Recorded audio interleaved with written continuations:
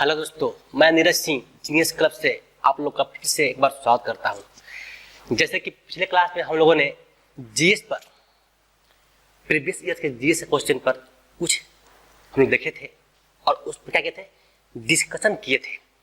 तो आइए उसी क्रम को आगे बढ़ाते हुए और देखते हैं कि और प्रीवियस ईयर्स में किस किस टाइप के क्वेश्चन पूछे गए थे।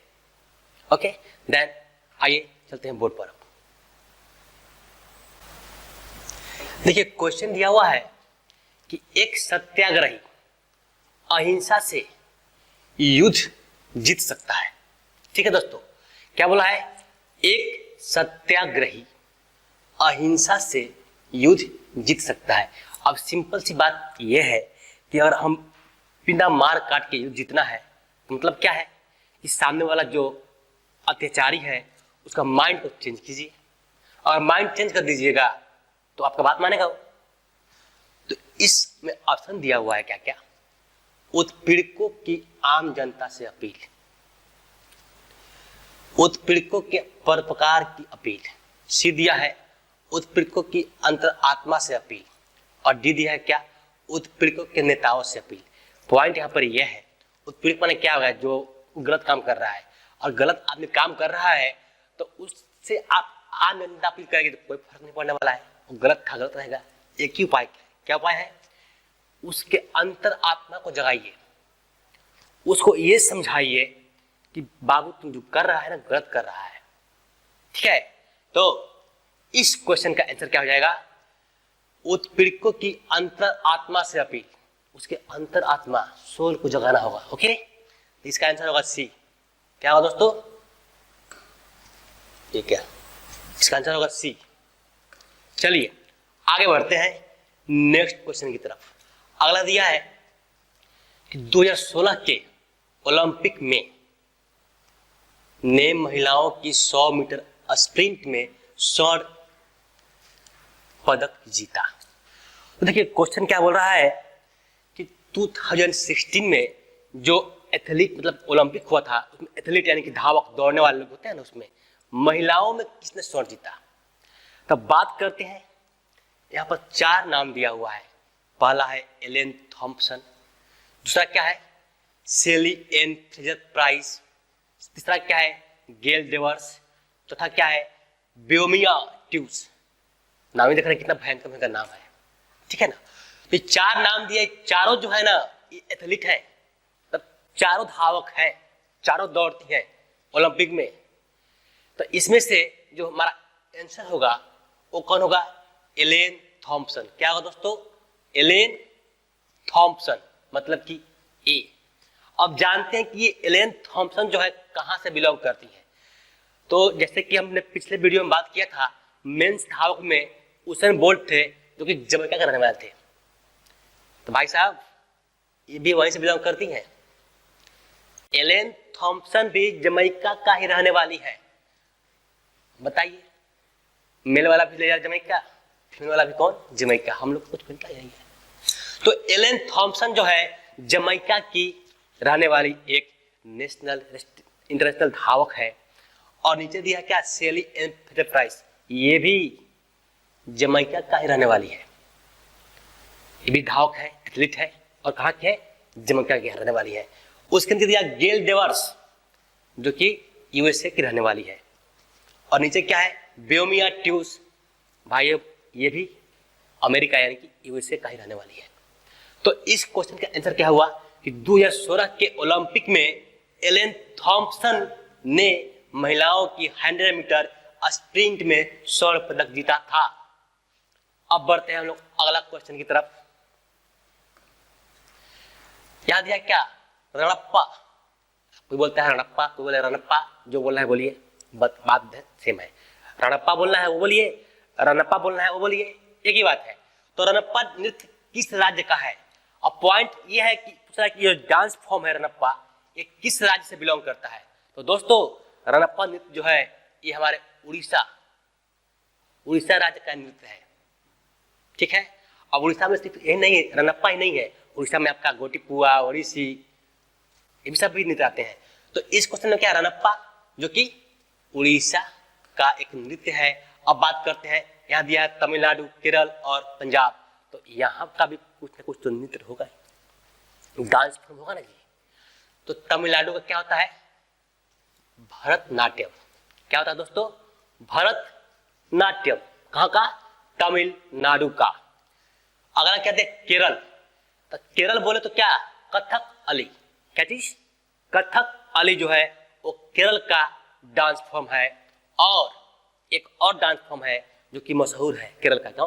मोहिनी नाट्यम, मोहिनीअट्टम। ठीक है, मोहिनीअट्टम और कथकली कहाँ का है? केरल का। ध्यान दीजिएगा, कथक अली तब केरल। कहीं ऐसा ना हो कि कथक लिखा है आप मार दिया जाए केरल, गलत हो जाएगा। तो कथक अगर है तो समझिएगा कि कथक जो है उत्तर प्रदेश का क्लासिकल डांस फॉर्म है, न कि केरल का। कथक अली रहे तो केरल। ओके, आगे देखते हैं पंजाब। पंजाब यहाँ आते हैं क्या दिमाग में? भांगड़ा। पंजाब मतलब भांगड़ा। आपने देखा ही होगा, बहुत जगह ऐसा शादी ब्याह का माहौल हो, वहां पर बर्थडे पार्टी मना रहे, एनिवर्सरी मन रहा है, कुछ भी थोड़ा सा खुशी का माहौल आया तो भांगड़ा चालू हो जाता है। ओके, और पंजाब का एक और डांस फेमस है जिसे बोलते हैं गिद्धा, है ना गाना, बारी बरसी वाला गाना होता है जो गिद्धा वाला गाना होता है। ठीक है, ये तो एक यहाँ का है पंजाब का। आइए आगे बढ़ते हैं। तो रनप्पा नृत्य किस राज्य का है? उड़ीसा का। ओके, आगे बढ़ते हैं नेक्स्ट क्वेश्चन की तरफ। अगला क्वेश्चन दिया है दुमहल।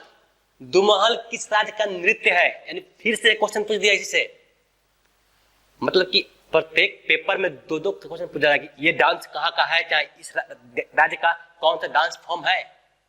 तो यहाँ क्या पूछा है कि दुमहल जो है, दुमहल जो है, ये दुमहल किस राज्य का नृत्य है?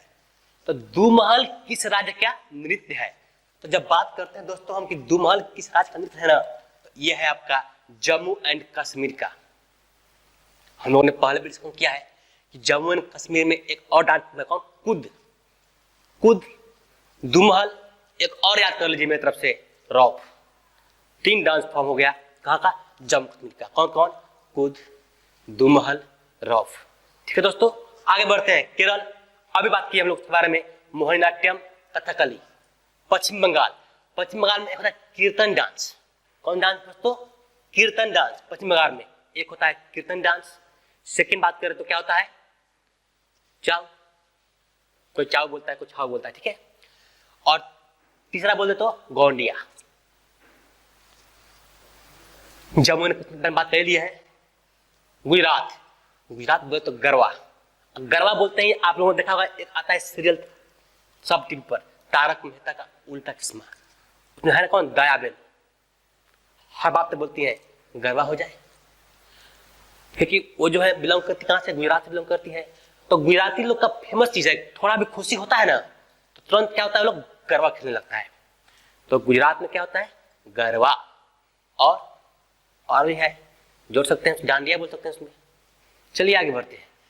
तो इस क्वेश्चन का आंसर क्या होगा? जम्मू और कश्मीर। क्या होगा दोस्तों? जम्मू और कश्मीर। अब आगे बढ़ते हैं हम लोग नेक्स्ट क्वेश्चन की तरफ। स्वतंत्र भारत का पहला भारत रत्न पुरस्कार। क्वेश्चन ये कि स्वतंत्र भारत का पहला भारत रत्न पुरस्कार किसे दिया गया था इस ऑप्शन के थ्रू? ओके, तो चार नाम दिया है। कौन कौन दिया है? CNR Rao, Jawaharlal Nehru, CV Raman, Sardar Patel. इन चार नाम में जो पहला है कौन है? CNR राव, साइंटिस्ट थे। जवाहरलाल नेहरू क्या थे? इंडिया फर्स्ट प्राइम मिनिस्टर, यानी कि पहला प्रधानमंत्री थे। नीचे कौन है? CV रमन, ये कौन थे? ये भी साइंटिस्ट थे। और चौथा जो है सरदार पटेल, ये कौन थे भाई? ये थे फर्स्ट गृह मंत्री। कौन थे? गृह मंत्री, होम अफेयर्स। ठीक है, तो ये चार लोग दिए सक्सेस हैं। इनमें से ये फर्स्ट थ्री जो है ना, इन लोग को भारत रत्न मिला है, सिर्फ फर्स्ट थ्री लोग को। बाकी एक जो बच्चे ना सरदार पटेल, इनको नहीं मिला है। लेकिन देखा जाए अगर तो सरदार पटेल को भारत रत्न मिलना बहुत जरूरी था। जानते हैं क्यों? क्योंकि जब भारत 1947 में आजाद हुआ हम लोग का देश, तो उस समय ये भारत अखंड नहीं था, पाकिस्तान तो बट ही गया। लेकिन भारत के अंदर भी छोटे छोटे जो थे ना राज्य, किंगडम थे, मैंने वहां पर राज कौन कर रहे थे? राजा लोग। वहां पर इंडियन गवर्नमेंट का कोई रूल नहीं था। तो उन सबको समझाना, डराना या धमकाना कैसे भी करके उनको भारत के साथ जोड़ा गया। ठीक है, उन सबको कौन जोड़ा? यही थे हमारे गृह मंत्री, फर्स्ट गृह मंत्री सरदार पटेल। और इनको कोई पुरस्कार ही नहीं मिला। अभी पूरा वर्ल्ड का सबसे ऊंचा जो बना है ना स्टैचू ऑफ यूनिटी, कहां बना है? गुजरात में। ये इन्हीं का बना है, सरदार पटेल का। इनको एक उपाधि मिला था लौह पुरुष का। छोड़िए ये सब बातें, हम बात करते हैं, क्वेश्चन पाते हैं। क्वेश्चन क्या दिया है कि स्वतंत्र भारत का पहला भारत रत्न पुरस्कार किसे दिया गया था? वो थे सीवी रमन। कौन थे? सीवी रमन। इनको 1954 में, कब दोस्तों? 1954 में सीवी रमन को भारत रत्न पुरस्कार दिया गया था। तो पॉइंट ये है कि दो लोग बताया था कि इन दोनों को मिला था। जी हाँ, इन दोनों को मिला था। 1955 में जवाहरलाल नेहरू को मिला था और 2009 में CNR राव को मिला था। क्या? भारत रत्न पुरस्कार। जवाहरलाल नेहरू ऐसा प्राइम मिनिस्टर थे जो खुद पीएम थे और खुद ही ले लिए क्या? भारत रत्न। ठीक है, आगे बढ़ते हैं दोस्तों। नेक्स्ट क्वेश्चन दिया है, हरे सवाल हरे रंग के कारण होते हैं। देखिए, जैसे ही बात करते हैं हरा रंग, कहां पर? पेड़ पौधों में। ठीक है ना, तो कहा दिखाया जाता है? एक ही चीज, क्लोरोफिल।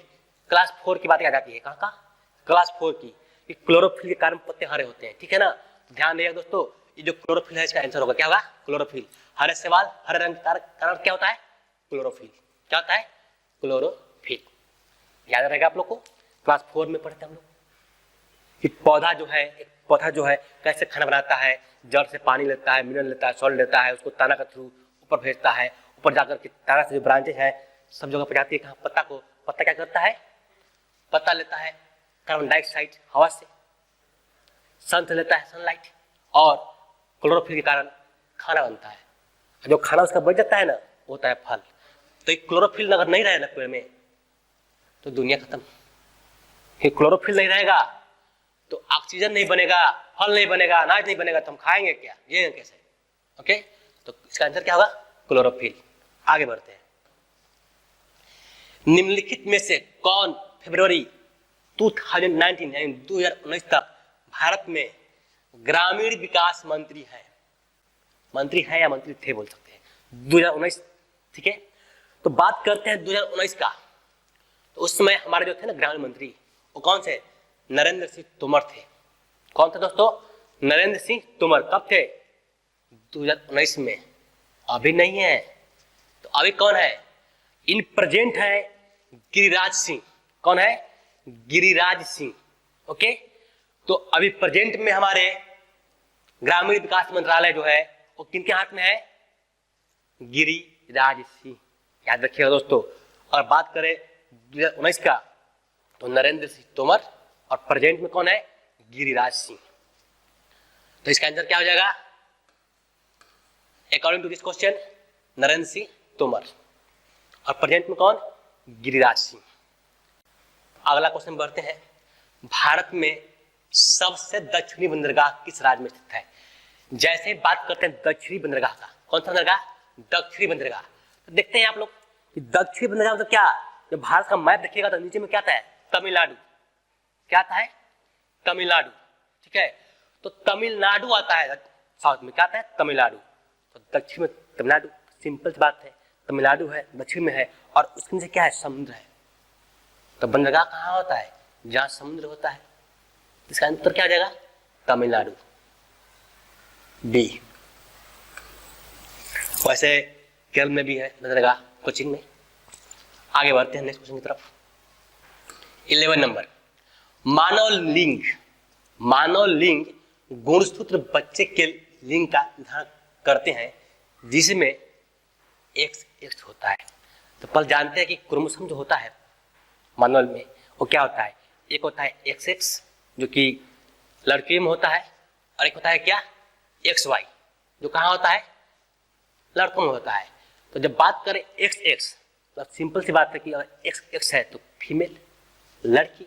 ठीक है, देखिए ऑप्शन में हमारा मिल गया महिलाएं, महिला, फीमेल। तो एक्स वाई मतलब मेल, एक्स एक्स मतलब फीमेल। ओके दोस्तों, तो इसका आंसर क्या होगा? महिला, यानी कि ये बी नंबर। ठीक है दोस्तों, आगे बढ़ते हैं नेक्स्ट क्वेश्चन की तरफ, जो कि हमारा क्वेश्चन नंबर हड़प्पा। हड़प्पा बात करें, जैसे ही हम बोलते हैं हड़प्पा तो यहाँ क्लिक करता है क्या? मोहनजोदाड़ो भी। ठीक है, हड़प्पा और मोहनजोदाड़ो जो क्या थे? सिंधु घाटी में एक सभ्यता था बहुत पहले। तो क्वेश्चन पढ़ते हैं कि हड़प्पा और दो प्राचीन खुदाई वाले शहर थे जो सिंधु घाटी सभ्यता का हिस्सा थे। तो दो थे सभ्यता, हड़प्पा और मोहनजोदाड़ो, जो कि आपका आजकल पाकिस्तान में मैक्सिमम पार्ट है उसका है। कहाँ है? पाकिस्तान में पार्ट पड़ता है, थोड़ा सा उस एरिया में पड़ता है, पंजाब वगैरह। ठीक है, सिंध एरिया में पड़ता था। तो हड़प्पा और कौन? मोहनजोदाड़ो। इसका आंसर क्या हो जाएगा? D, D for donkey, Mohenjodaro. ठीक है, इसका आंसर क्या हो गया? डी। आगे बढ़ते हैं नेक्स्ट क्वेश्चन की तरफ। An instrument called dash measures electric potential difference in a circuit. In Hindi में बात कर तो सर्किट में नामक एक उपकरण विद्युतीय संभावित अंतर को मापता है। तो विद्युतीय संभावित अंतर को जब माप करना हो ना, तो कौन होता है? Volt meter. कौन होता है? Volt meter. तो यहाँ पर और भी नाम दिए हुए हैं, ये भी तक किसी न किसी को मापते होंगे। तो पहला क्या दिया है? जाइरोस्कोप। क्या दिया है? जाइरोस्कोप। तो हम लोग पिछले क्लास में भी पढ़े थे कि जाइरोस्कोप जो होता है ना, रोटेशन ऑफ थिंग्स, कोई भी घूमने वाली चीज होता है ना, उसके स्पीड को मापता है। कौन? जाइरोस्कोप। फिर क्या है? ओम मीटर, ये भी पढ़ते हैं हम लोग। ओम मीटर, ओम मीटर बोले तो क्या? इलेक्ट्रिक रेसिस्टेंस, विभवांतर। ठीक है, विद्युत विभवांतर को मापता है ओम मीटर। और वोल्ट मीटर बोले तो ये सामने है, विद्युत संभावित अंतर। और थर्मामीटर, टेम्परेचर यानी कि बुखार। तो इस क्वेश्चन का आंसर क्या हो जाएगा? Volt meter. क्या हो जाएगा दोस्तों? वोल्ट मीटर यानी कि सी। ठीक है, आगे बढ़ते हैं नेक्स्ट क्वेश्चन की तरफ।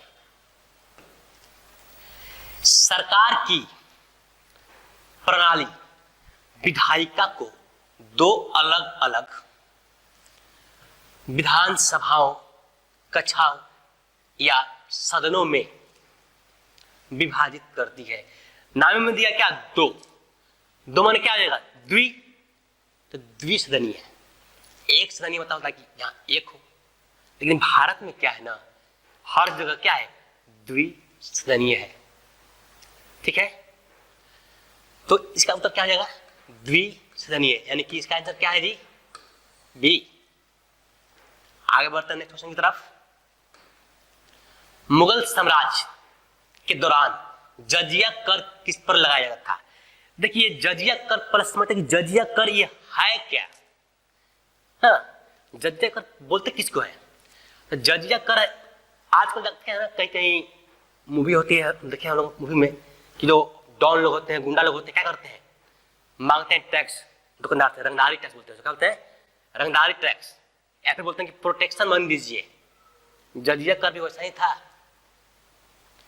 गैर मुस्लिम लोग अगर जहां पर मुस्लिम का राज चल रहा था ना, वहां रहने जाते थे तो उनको जजिया टैक्स देना पड़ता था, जजिया कर देना पड़ता था। समझे? तो ये क्या था कि अगर आपको मेरे राज्य में रहना है तो टैक्स दीजिए, तो आप सुरक्षित हैं, नहीं तो कहानी खत्म। तो जजिया का मतलब क्या? प्रोटेक्शन मनी गैर हिंदू द्वारा, गैर मुस्लिम द्वारा, गैर हिंदू ने गैर मुस्लिम द्वारा, उसमें हिंदू, सिख, ईसाई जो भी आते हैं सब देना पड़ता था। ठीक है, तो जजिया कर जो है किसको देता? गैर मुस्लिम नागरिक देते थे। लेकिन ये भारत में पहले कहाँ लगा? तो भारत में सबसे पहले जजिया कर कौन लगाया था? मोहम्मद बिन कासिम। कौन? मोहम्मद बिन कासिम जो था, फर्स्ट टाइम जजिया कर भारत में लगाया था। उसमें भारत अखंड था, मतलब पाकिस्तान भी भारत का ही पार्ट था। ठीक ना? तो सिंध प्रांत का एक देवल जगह था, देवल, वहां पर फर्स्ट टाइम जजिया कर लगाया गया था। लेकिन बात करें दिल्ली सल्तनत की, कहा दिल्ली सल्तनत की, तो वहां पर दिल्ली एम्पायर में फिरोज तुगलक, कौन था?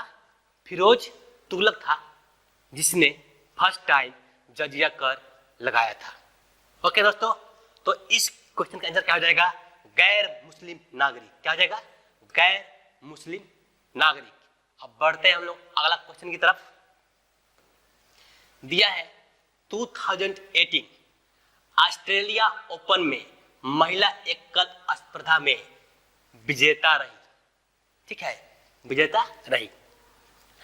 बात किसका हो रहा है दोस्तों? टेनिस का हो रहा है। किसका हो रहा है? टेनिस का। तो ऑस्ट्रेलियन ओपन जो टेनिस जो हुआ था, उसमें जो जीती थी उनका नाम क्या था? कैरोलिन बोंजियाकी। कौन थी? कैरोलिन बोंजियाकी। ये जो है डेनमार्क एक कंट्री है, वहां से बिलोंग करती हैं। बाकी 3 नाम और दिया हुआ है, एक है मार्टिना हिंगिस, एक है सेरेना विलियम्स और दूसरा क्या है? Venus Williams. तो मार्टिन हिंगिस भी जो है ना, ये एक टेनिस खिलाड़ी ही है और ये बिलोंग करती है कहां से? स्विट्जरलैंड से। ठीक है, और बाकी 2 है सेरेना विलियम्स और विनस विलियम्स, दोनों बहनें हैं और ये दोनों जो है ना, यूएसए से बिलोंग करती हैं। ओके, और इस सब के सब जो चारों नाम बताए ना यहाँ पर, Caroline Wozniacki, Martina Hingis, Serena Williams, Venus Williams, ये चारों के चारों क्या है? टेनिस खिलाड़ी हैं। ओके दोस्तों, आगे बढ़ते हैं। इसका आंसर क्या हो जाएगा? ए। क्या हो जाएगा? ए, कैरोलिन बोंजियाकी। आगे बढ़ते हैं नेक्स्ट क्वेश्चन की तरफ। यहां दिया हुआ है कि गुजराती के लिए 2017 में साहित्य अकादमी पुरस्कार किसके द्वारा जीता गया था? देखिए, बात करते हैं साहित्य अकादमी पुरस्कार का, तो जान लेते हैं कि ये है क्या। तो साहित्य अकादमी पुरस्कार जो है 1955 में फर्स्ट टाइम भारत में दिया गया था।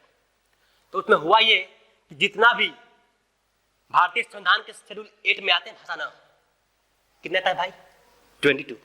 भारतीय संविधान के शेड्यूल 8 में 22 भाषाएं अंकित है उस पर, और प्लस 2 लैंग्वेज और कौन कौन? इंग्लिश और राजस्थानी।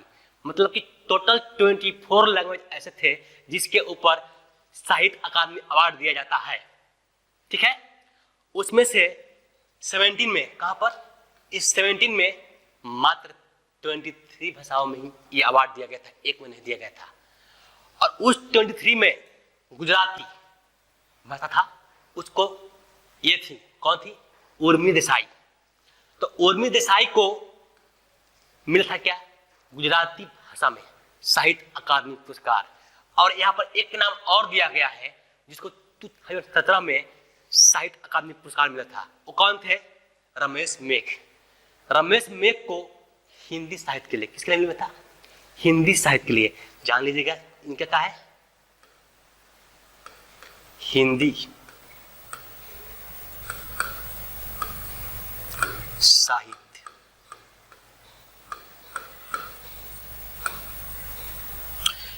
रमेश मेघ थे क्या? हिंदी साहित्य। लेकिन इस क्वेश्चन में क्या बोला है? गुजराती। मतलब आंसर क्या हो जाएगा? सी, उर्मी देसाई। चलिए अब आगे बढ़ते हम लोग हैं। अगला क्वेश्चन क्या दिया है कि को छोड़कर हम जो कुछ भी उपयोग या उपभोग करते हैं वह इस धरती पर संसाधनों से प्राप्त होता है। देखिए, पहले बोले को छोड़कर, आइए देखते हैं ऑप्शन में क्या बोला जा रहा है।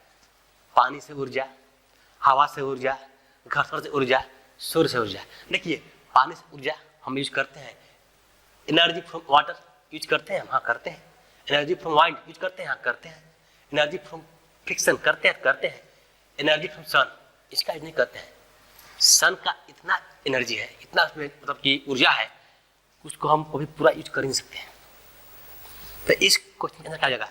सूर्य से ऊर्जा को छोड़कर जितना भी ऊर्जाएं हमको धरती से मिलती है, सब हम क्या करते हैं? उपभोग करते हैं, उपयोग करते हैं। ठीक है, तो इसका आंसर क्या हो गया? डी। क्या हो जाएगा दोस्तों? डी। ओके, आगे बढ़ते हैं। ओके, तो अगला क्वेश्चन क्या दिया है कि प्रथम विश्व युद्ध, क्या थी? प्रथम विश्व युद्ध। नाम सुन क्या यार? प्रथम विश्व युद्ध मतलब कि पूरा दुनिया लड़ रही थी एक दूसरे के खिलाफ, ठीक है ना। ये कब से कब हुआ था? 1914 से लेकर के 1918 तक प्रथम विश्व युद्ध हो रहा था। अब सिंपल सी बात है भाइयों कि जब युद्ध हो रहा है मतलब क्या, महंगाई बढ़ेगी, भुखमरी आएगी, सामान कम हो जाएगा, खाने वाला चीज है ना, क्योंकि बम मार दे कहीं, गोदाम में लग गया, अब गोदाम में अनाज रखा हुआ है, अनाज जल गया, लॉस हो रहा था ना जी। तो प्रथम विश्व युद्ध के दौरान क्या हुआ आखिर? जब युद्ध हुआ, पूरा दुनिया लड़ रही थी, तो क्या हुआ? कीमतें लगभग दोगुनी हो गई थी। किसी भी वस्तु की जो कीमत था ना, प्राइस था ना, डबल हो गया था। क्या हो गया था? डबल। तो ध्यान रखिएगा 1914 से 1918 के बीच जब क्या हुआ था, प्रथम विश्व युद्ध हुआ था, तो जो कीमत थी ना, प्राइस डबल हो गई थी। किसका? जो सामान खरीदते हो, एनीथिंग, कोई वस्तु खाने वाला हो, पहनने वाला हो, दवा हो, दारू हो, जो भी है, सबका दाम डबल हो गया था लगभग। ठीक है, आगे बढ़ते हैं नेक्स्ट क्वेश्चन की तरफ। इसका आंसर क्या होगा? कीमतें लगभग दोगुनी हो गई थी। तो अगला क्वेश्चन क्या है कि कड़वा स्वाद, ठीक ना, कड़वा स्वाद वाला भोजन प्रकृति में होता है, मतलब क्या होता है? क्या होता है? देखिए, कड़वा बोल देना, बिटर, मतलब कि ऐसा आइटम जो खाते हम लोग हैं और खाते ही मुंह बिगड़ जाए, है ना, पूरा एकदम मन झंझना जाता है। ठीक है, तो कड़वा क्या होता है? तो कड़वा स्वाद वाला भोजन प्रकृति में आधार होते हैं। क्या होते हैं दोस्तों? आधार होते हैं। Okay, bitter testing food is basis in nature. इसका जो नेचर होता है, प्रकृति होता है, क्या होता है? कड़वा। क्या होता है? बेस। ठीक है, बेस। और ये मालूम ही आप लोग को है कि खट्टा वाला में क्या होता है? खट्टा वाला होता है क्या? एसिडिक। जो खट्टा होता है, जैसे संतरा, मौसमी सब हो गया, इस सब में क्या होता है? एसिडिक अम्ल होते हैं, ये अम्लीय होते हैं। ठीक है, और कड़वा क्या होते हैं? आधार। ध्यान रखिएगा, इसका आंसर क्या होगा? डी। नेक्स्ट क्वेश्चन बढ़ते हैं। लोकतंत्र को तानाशाही से बेहतर माना जाता है, क्यों? पॉइंट ये भाई कि लोकतंत्र को तानाशाही से बेहतर माना जाता है। देखिए, लोकतंत्र क्या है? सबसे बड़ा लोकतंत्र कौन है? हम लोग है। अमेरिका भी नहीं, हम लोग है सबसे बड़ा, सबसे अधिक पॉपुलेशन हमारे देश का है, इंडिया का, ठीक ना। तो सबसे अधिक जनसंख्या वाले देश हम लोग है जहां लोकतंत्र है। तो आप बोलिएगा कि चाइना में भी तो जनसंख्या अधिक हमसे है, लेकिन चाइना लोकतंत्र नहीं है। वहां एक एक पार्टी बन जाता है, कौन सी राष्ट्रपति, प्राइवेट जो बनाना हो, वहां जो चाहेगा वही होगा। यहाँ पर ऐसा नहीं है, देखते नहीं है, हत्या बात के लिए धरना क्या होता है? आमरण अनशन, ये अनशन वो अनशन होने लगता है, क्योंकि यहाँ लोकतंत्र है, हर किसी को बोलने का आजादी है। अब इसका मतलब ये नहीं हुआ गए थाना में पुलिस को मार पर कि हमको तो आजादी है, हम लोकतंत्र है, उसको भी है। ठीक है, तो वो अपने तरह से मारेगा। तो लोकतंत्र में कायदे से, कैसे? कायदे से हर काम को करने की आजादी मिलती है। इसलिए कहा गया है कि लोकतांत्रिक जो देश होते हैं वो बेस्ट होता है। किसके लिए? A person want to stay, वह आदमी जो चाहता है वहां रहना। ठीक है, तो लोकतंत्र के तानाशाही से बेहतर माना जाता है। क्यों माना जाता है? लोगों की गरिमा को बढ़ाता है। कौन? लोकतांत्रिक कंट्री जो होती है ना, वो लोगों की गरिमा को बढ़ाता है, साख बढ़ाता है उसका। ठीक है, enhance the dignity of people, people की डिग्निटी बढ़ाता है। मतलब कि लोकतंत्र में आदमी अच्छे से रहता है, जो चाहे कर सकता है, इनलीगल वे, इलीगल वे नहीं, इलीगल कीजिएगा तो पुलिस बैठी है इसके लिए। लीगल वे आप जो चाहे वो कीजिए। कहां पर? लोकतांत्रिक कंट्री में। तो आइए दोस्तों आगे बढ़ते हैं नेक्स्ट क्वेश्चन की तरफ। इसका आंसर क्या हो जाएगा? बी। क्या हो जाएगा दोस्तों? बी। इसका आंसर क्या होगा? बी। ठीक है, आगे बढ़ते हैं 22 नंबर क्वेश्चन। पहले भारतीय प्रधानमंत्री जिनकी हत्या हो गई। दोस्तों हमने पिछले क्लास में पढ़ा था कि ऐसा कौन से भारतीय प्राइम मिनिस्टर थे जिनका मृत्यु देश से बाहर हुई थी। वो कौन थे? लाल बहादुर शास्त्री थे, जो भारत से बाहर कहां गए थे? उज्बेकिस्तान में 1966 में उनका उसका एक शहर है तस्कंद, वहां हुई थी।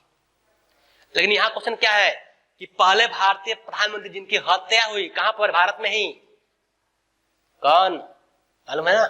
इंदिरा गांधी। कौन मारा था उनको? उनके गार्ड ने भून दिया था गोलियों से। किसको? इंदिरा गांधी को। तो पहले भारतीय प्रधानमंत्री जिनकी हत्या हुई कौन थी? इंदिरा गांधी थी, जिनको खालिस्तानी आतंकवादी बोला जाता है। ये पंजाब में कुछ लोग हैं, ठीक है ना, उन्होंने मरवाया था। ठीक है, तो क्या हुआ आंसर का? इंदिरा गांधी।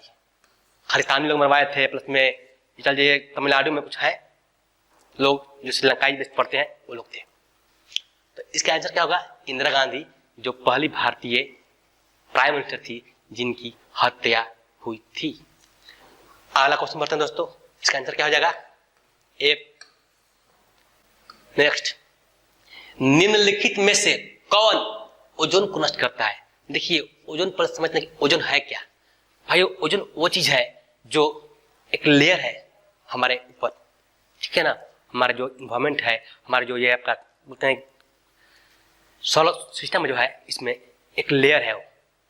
वो क्या करता है कि सूर्य से आने वाली, जो सूर्य से आती है प्रकाश, उसमें से एक बड़ा खतरनाक किरण आती है, विकिरण, पराबैंगनी किरण। क्या होता है? पराबैंगनी किरण। उसको रोकता है ये, ठीक है ना। कौन? ओजोन परत। अब धीरे धीरे नष्ट हो रहा है। उसका कारण कौन मालूम है? ये है ना, क्लोरीनवा। क्लोरीनवा कारण उसका है। इसी के कारण वो धीरे धीरे नष्ट हो रहा है। और उससे क्या हो रहा है? जो स्किन कैंसर, बहुत सारे कैंसर, बहुत सारे ऐसा रोग आ रहे हैं जो हमारे हो रहे हैं। मतलब कि अगर ओजोन परत नष्ट हो रहा है तो उसका नुकसान हम लोग खुद भोग रहे हैं, लेकिन फिर भी हम नहीं मान रहे हैं। डरने से कंपनियां खुल रही है, चिमनी जल रहा है, धुआं निकल रहा है, फैक्ट्रिया में मार जलाया जा रहा है, परसों फैलाया जा रहा है। इस सब को अगर रोकेंगे नहीं हम लोग ना, तो भविष्य में ऐसा ऐसा रोग आएगा कि उसका इलाज खोजना मुश्किल हो जाएगा। देखिए अभी आया है ना कोरोना, पूरा दुनिया हिल रहा है इससे, है कि नहीं? तो अभी भी वक्त है दोस्तों, समझ जाइए। जहां है वहां साफ सुथरा रखिए, जहां है वहां पेड़ पौधे लगाइए, और कम से कम बर्बादी कीजिए प्राकृतिक संसाधन का। आइए देखते हैं निम्नलिखित में से कौन ओजोन को नष्ट करता है। तो कौन है? क्लोरीन। यानी इसका आंसर क्या होगा?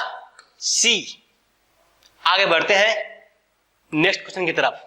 ओके, यहां दिया है उपभोक्ताओं को अनुचित व्यापार प्रथाओं और शोषण के खिलाफ, क्या चीज?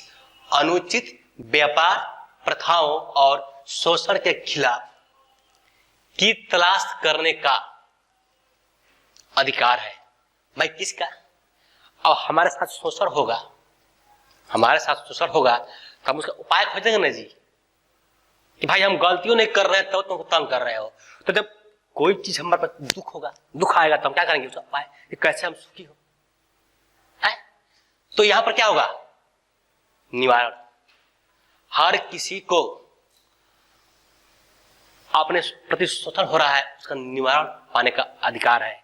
ठीक है, क्या हो जाएगा आंसर इसका? डी। D for D. ठीक है, अब पढ़ते हैं नेक्स्ट क्वेश्चन की तरफ। नेक्स्ट दिया है सुगम टैक्स संबंधित है। देखिए नाम ही क्या है? सुगम, मतलब सरल, सिंपल। तो वह टैक्स जो सिंपल हो, मतलब जहां पर ढेर पेचीदा ना हो, आराम से टैक्स पेड हो जाए, वो एक ही है। कौन है मालूम है? Income tax. तो सुगम टैक्स जो है इनकम टैक्स से समझते हैं, यानी कि आयकर जो हम कमाते हैं उसके ऊपर टैक्स लगता है ना, वही होता है क्या? Income tax. ठीक है, कस्टम ड्यूटी जब बाहर से मंगाए सामान हम ना, मान लो कि मंगाए सामान अमेरिका से, अमेरिका में खरीदे 100 रुपया, अब भारत में लाएंगे ना बाबू, वो चीज हो जाएगा 300 रुपया। कहाँ है?